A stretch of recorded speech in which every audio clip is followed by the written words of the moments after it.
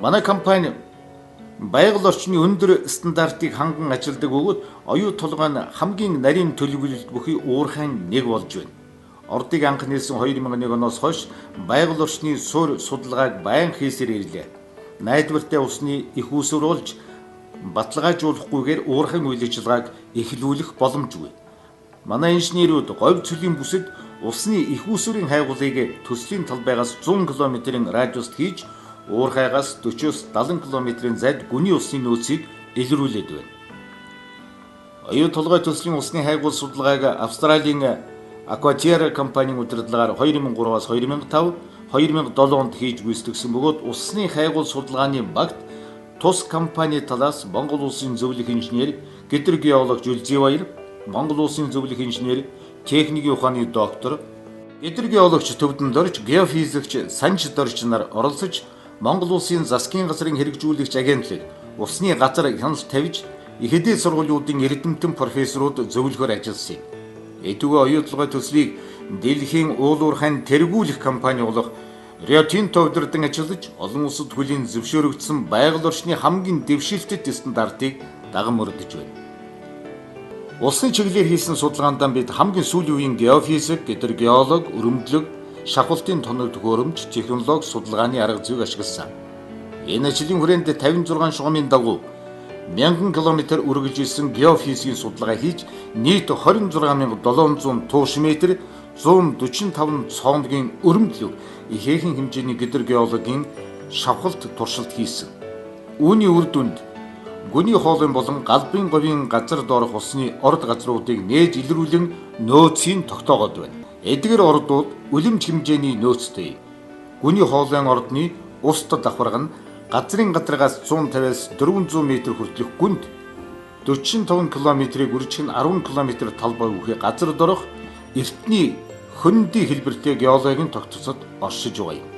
Гүний хоолойн ус дээр дурдсан ус нөөцлөх байгууламжаас газар дагуур тавьсан яндан хоолойгоор өөрийн урсгалаар явж баяжуулах үйлдвэрийн усан санд орох ба тэндээсээ хөдөр баяжуулах процесст оролцоно. Баяжмал ба хаягдлын аль аль нь усаар тээвэрлэгдэн тус тусын өтгөрүүлэх байгууламжуудад орно. Өтгөрүүлэх байгууламжууд үйлдвэрлэлийн процесст орсон усыг баяжмал ба хаягдлаас ялган баяжуулах үйлдвэрийн усан сан руу буцааж шахна. Хаягдлын зутанд чиг байдлаар агуулгадан хаягдлын аж ахуйд очсон усыг мөн дахин тунгаан ялгаж баяжуулах үйлдвэрийн усан сан руу буцааж шахна.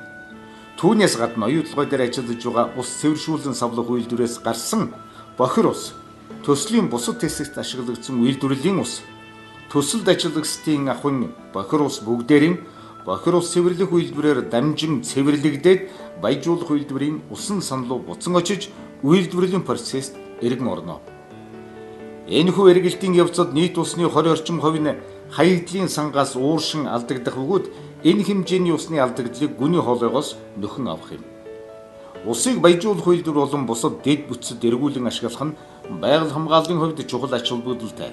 Баяжуулах үйлдвэрийн технологи тоног төхөөрөмж нь ус хамгийн бага ашигладаг орчин үеих байх юм а.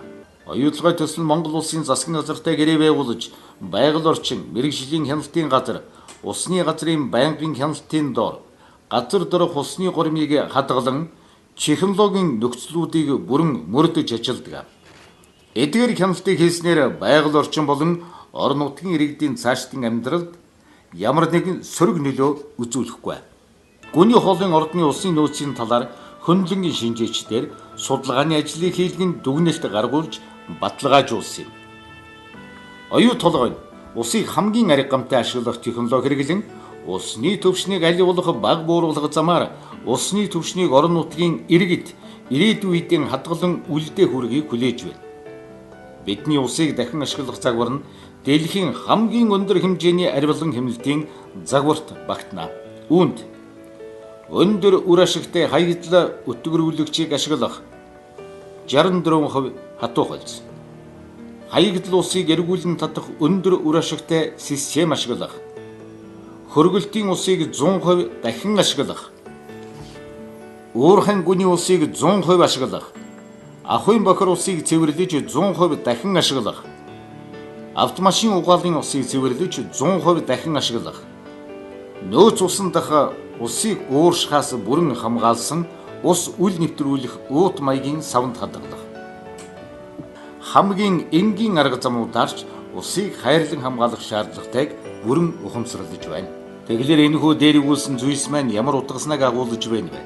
Оюу толгой төслийн үйлдвэрлэлийн усан хангамжийн асуудлаа шийдэхдээ олон улсын туршлагад үндэслэн анхнаасаа бүс орон нутгийн байгаль орчин болон нутгийн уугуул иргэдийн амьдралд сөрөг нөлөө үзүүлэхгүй байхын тулд нутгийн иргэдийн ашиглаж байгаа хөрсний болон баг гүний ус дуй давхаргуудтай гидравлик холбоогүй гүний усны их усүрийг нээж олох зорилт тавьж ажилласан бөгөөд гүний хоолойд 150-аас 400 метрийн гүнд орших ус дуй олж илрүүлсэн юм. Түүнчлэн оюутлага байна. Орон нутгийн ард иргэдийн өмнө хүлээх хариуцлага өөрийн үүрэг зорилтын голцон тавьж байдаг. Орон нутгийн усны хангамж, хэмжээ, чанарт ямар нэгэн сөрөг нөлөөлөл огт үзүүлэхгүй байх үүрэг амлалтыг аваад байна. Энэ бол бидний амлалт, энэ бол оюу толгойн усны товч түүх юм.